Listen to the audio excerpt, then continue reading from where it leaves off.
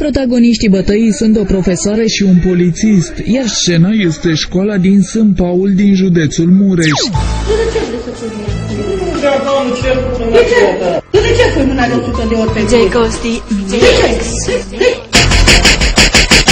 De ce?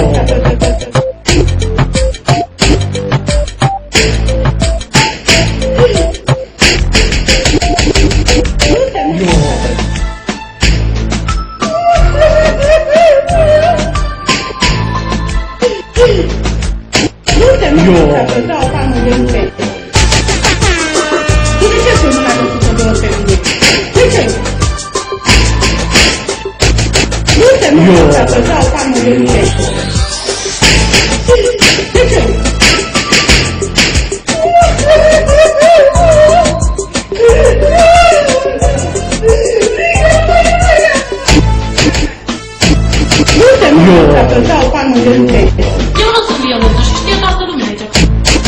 Eu nu sunt violentă.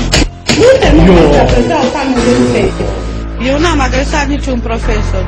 La toți profesorii li frică de mine? De ce?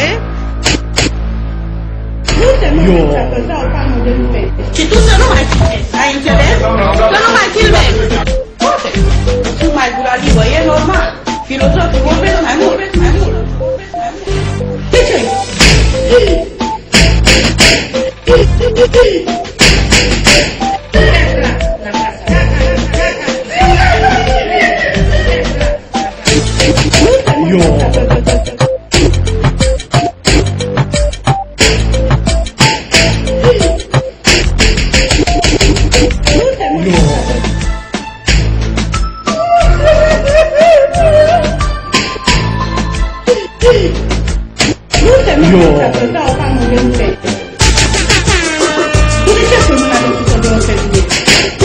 Costi.